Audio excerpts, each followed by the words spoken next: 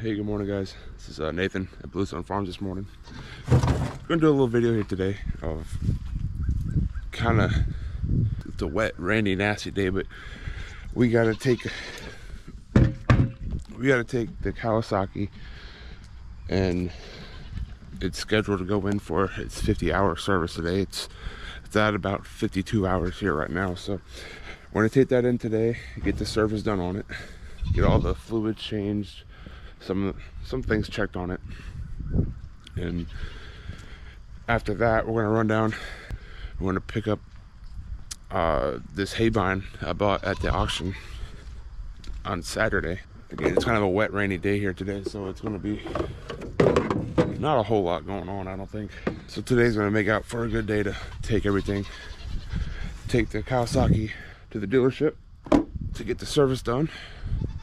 Then I'll run down from there and head to the sale barn and pick up our Haybine. So, but first, before we get loaded up to the trailer and get on the trailer, let's run down and check on the pigs this morning, and we'll check on everything else real quick.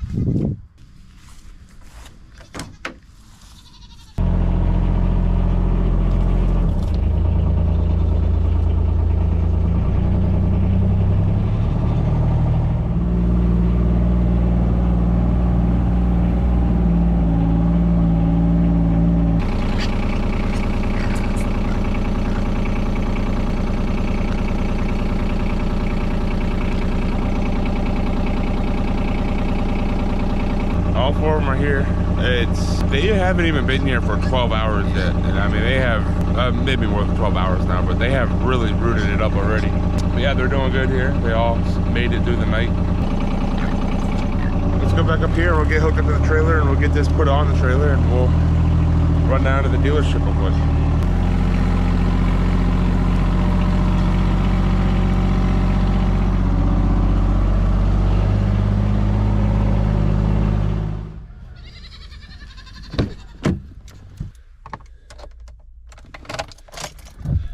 Wait for these glow plugs to heat. Here we go.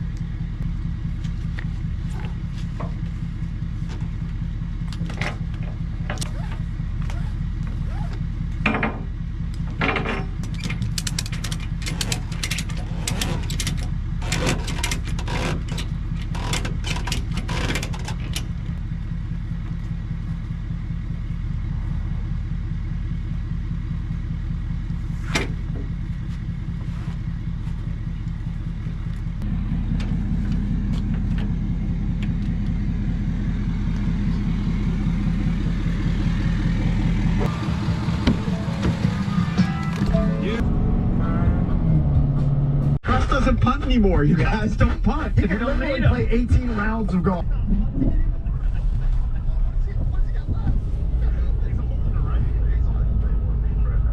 Just finished up dropping off the Kawasaki at the dealership here. It's actually gonna come home with a new windshield on it. That was not something I really expected to do today, but when I bought it a couple months ago, I really wanted 2 requirements with it. Well, actually 3. I wanted it, 1, be diesel, 2, I wanted a roof on it, and 3, I wanted a windshield. And the diesels were just really hard to come by at the time on the bottom, and I think they still are really hard to come by. But anyway, so I found a diesel at this dealership here, and it's about an hour away from where I live at. But anyway, so I found a Kawasaki Mule here at the dealership, came and picked it up, and it had a roof on it but didn't have a windshield. And I told myself, once it starts getting cool and fall starts kind of setting in, I'll go ahead and put the windshield on it. And we're kind of in the fall now, and the weather's getting kind of crappy, and it's been raining a lot, so I'm tired of getting wet while riding around on it. So anyways, go ahead and told the guy at the counter, let's go ahead and put the windshield on it. So that's what we're doing. So leaving here now, let's go down to the sale barn, which is probably about an hour and a half from here. So let's go down to the sale barn and we'll pick up the Haybine that I bought on Saturday. Well, all right guys, obviously it's now the next day. I wasn't able to finish up this video yesterday, but yesterday I told you guys that we got the Kawasaki dropped off at the dealership. Then I was gonna go down to the sale barn and pick up our new Haybine. So I went down to the sale barn and got that picked up. They loaded it up on the trailer for me. So this is our new John Deere Haybine. I ended up getting to the sale barn yesterday, and it took me quite a while to get the thing chained down and strapped down right where I felt comfortable taking it down the road. And once I was there, it was just pouring down raining for the most part, and I ended up getting completely soaked, and it got really wet and quite muddy. The chains were filthy, so I was just covered in mud and rust, and I was just wet, and I was ready to get home. And so by the time I got home and went in and got dry, and I ended up just taking a shower, I had to take Sammy off to basketball practice last night, so I wasn't able to get this off the trailer last night. So here we are today. It's still on the trailer. I have to get this off today so we can go get the Kawasaki today from the dealership. I'm a little nervous on getting the thing off because it's sitting a little cockeyed on the trailer, and since it's sitting cockeyed, it's 9 foot in width, and I mean it's sitting cockeyed so it can fit on the trailer, and I'm gonna have to pull it off, and it's gonna ride, it's gonna ride right down the edges on the thing. It's gonna be kind of a nerve-wracking job pulling the thing off here, but I think we can do it. But I'm not sure how to do it. The way they loaded it up yesterday at the sale barn is that they had a skid steer, and on the skid steer they had forks on it, and on one of the forks they basically just put a hole into one of the forks and used a pin to pull it that way. I don't know what else I can do to be able to get something on there to pull it off, so I might have to do that. I might have to get the cutting torches and put a little hole into our forks, which is, I don't think it's gonna hurt nothing really if I do that. But so let's go ahead and pull the Bobcat out, and we'll punch a hole into one of the forks, hopefully pull it off the trailer, and hopefully it goes smooth. That was that ride yesterday was not fun. Coming home, that thing was hanging off on both sides of the trailer, and yeah, I did not have an enjoyable ride home yesterday with that. I was clenching down to that steering wheel the whole ride home. So, but we made it. It made it in one piece. So let's get it off, and I'll show you a little bit more of it off to you guys. And all right, we're gonna go ahead and see if we can't get these torches on, the acetylene torches. I'm trying to find a striker. I think I got one in here. Which, yeah. So go ahead, and plan is to we're gonna put a little hole in, like right in here on the fork.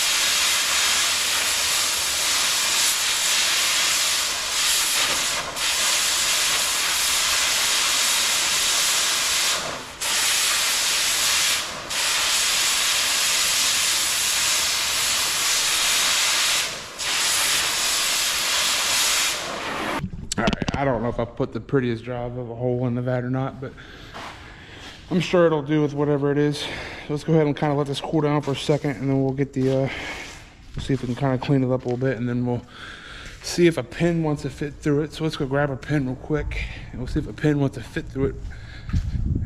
And if not, then we'll just turn the torches back on and cut it a little bit bigger.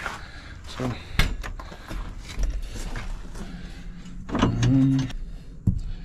Let's double check, make sure this even fits on the hitch first. Yeah, that fits through the hitch. So.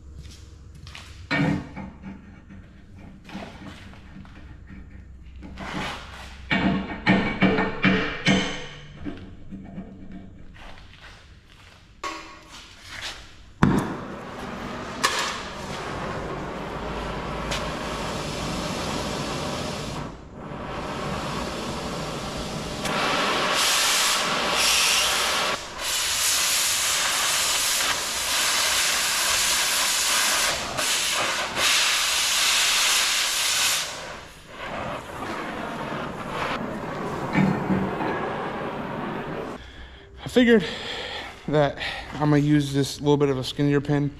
It will fit through here, so I didn't want to use. I have these two pins here.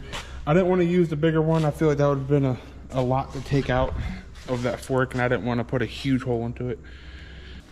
Going to throw the smaller pin through there. So that's the hole I put in it. It's not the prettiest hole, but it will do. It will certainly do. I'm gonna see if I can get something with a flat edge on it and kind of clean up the edge of that. So let me do that real quick. Well, let's go out here real quick and see if we can't unchain the thing, hook up the skid steer to it, and start to slowly pull the thing off. It's gonna be quite a job trying to do this, I think, but we'll see if we can get it done.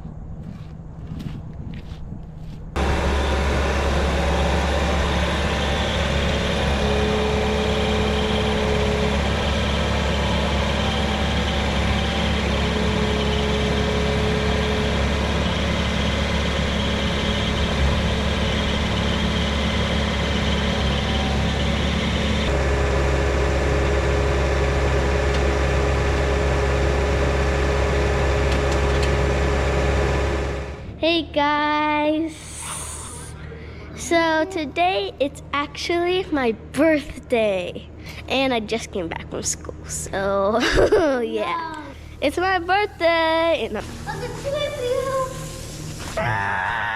all right, well, we got the Haybine off of the trailer. I wasn't able to really film it, getting it off the way I wanted to. I had a hard time getting that thing off the trailer. It was pretty wide on the trailer, and it was a hard time getting that thing off. It was just, each tire was hanging about like that far off or so, and it was, yeah, I had a hard time, but we ended up getting it. We get it, no problem. Just time consuming. Wasn't able to get it on camera. I did pull it off with the Bobcat after I punched a hole in the fork.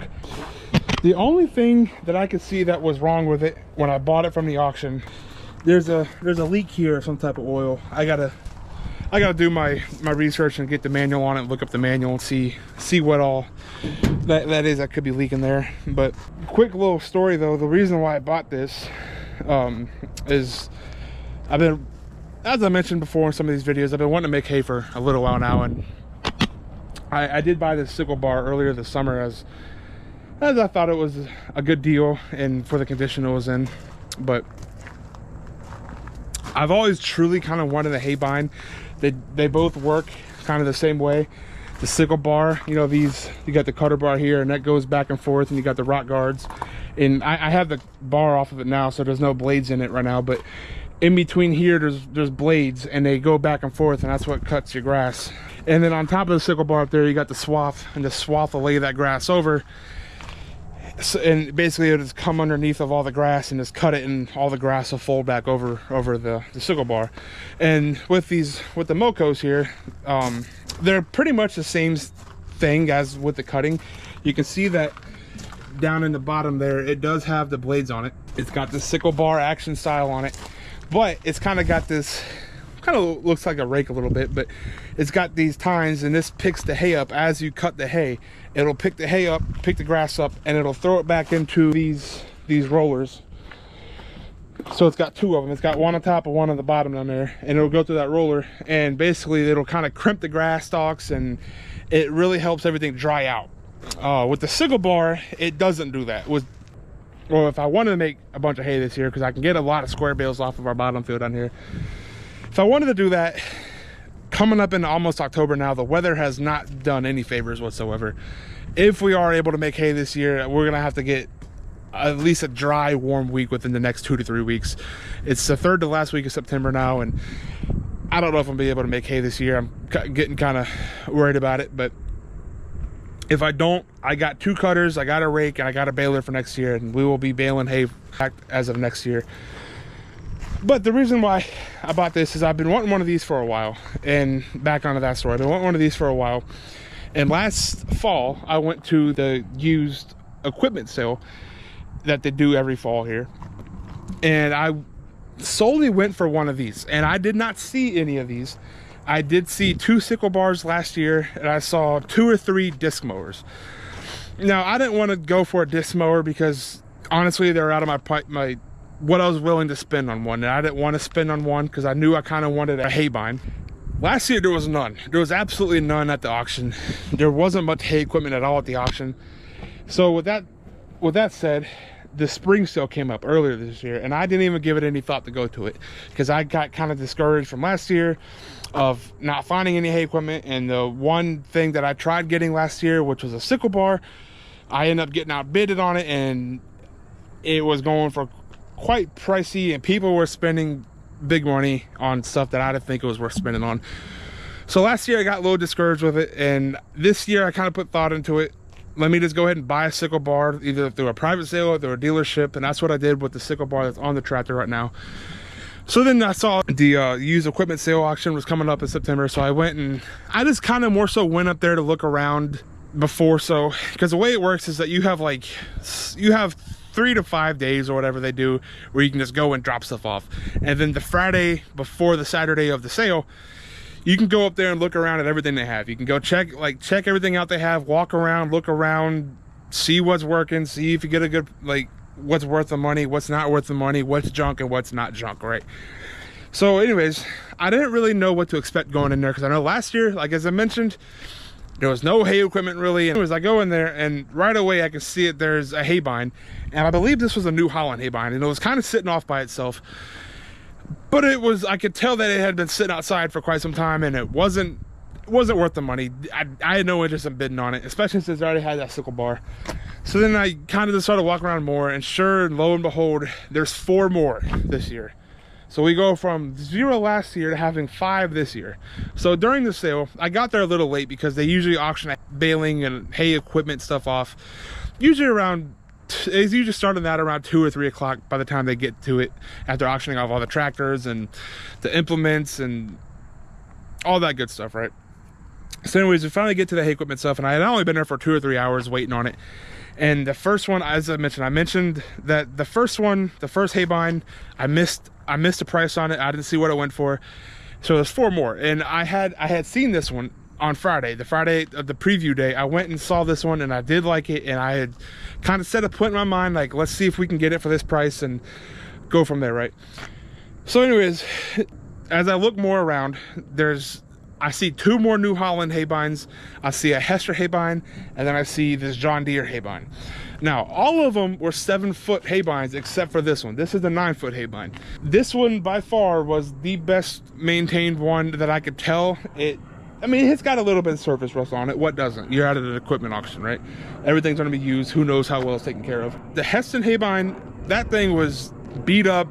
There's no belts on it. The chain wasn't even on it.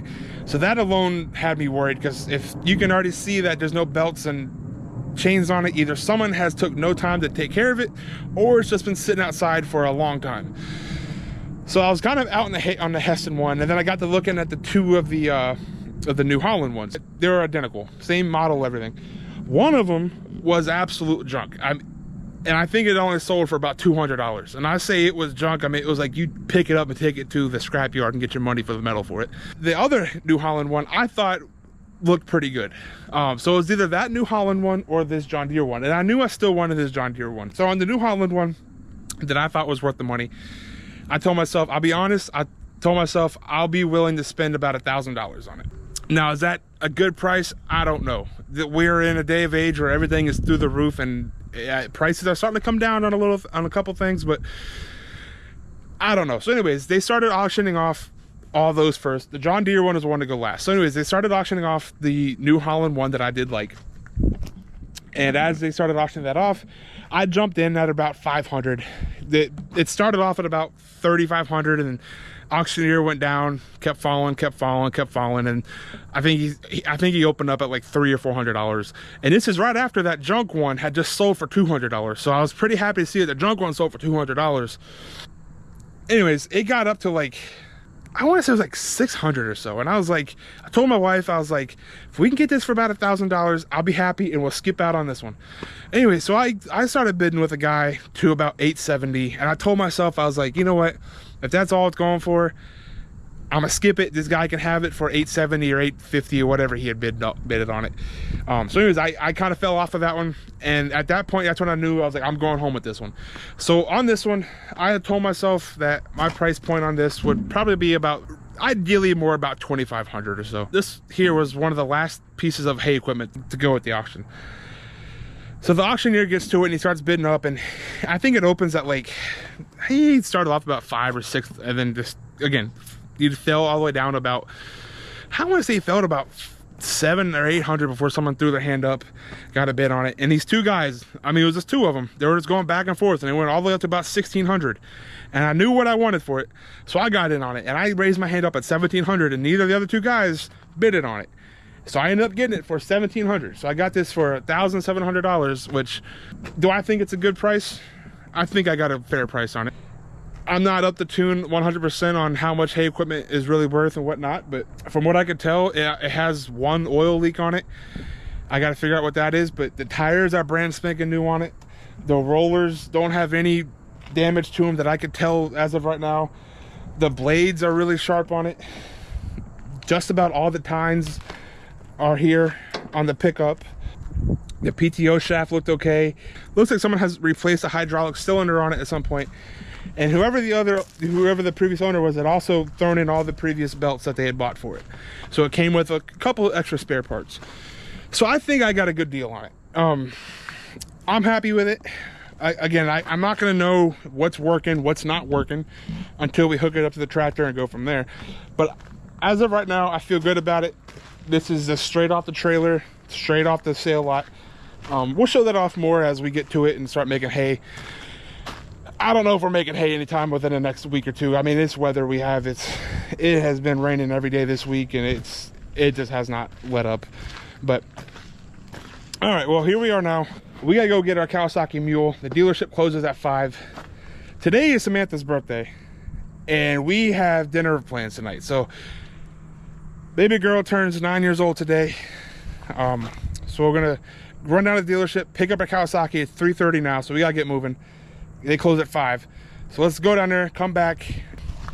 I'll show you guys a windshield on the Kawasaki, and we also got a rear view mirror on it. So we'll be back in a little. All right, guys, we are now on day number 3 of filming this video, but I just wanted to end it off real quick and just kind of show off that we got the Kawasaki back. We got the windshield put on it. Windshield looks really good. I'm happy with it. We also got a rear view mirror put onto it. But as I mentioned, I really wanted this to have the 3 requirements when I bought it, which was 1, be diesel, 2, have a roof, and 3, come with a windshield. And it was just really hard to find the diesels with a roof and a windshield, but I figured when I bought this one, I'll just put it on at some point. So here we are, we got it on. I'm happy with it. So just wanted to show it off with the windshield on it. So that'll probably do it for this one. It's been a little while making this one, but thanks for watching, and we'll get y'all at the next one.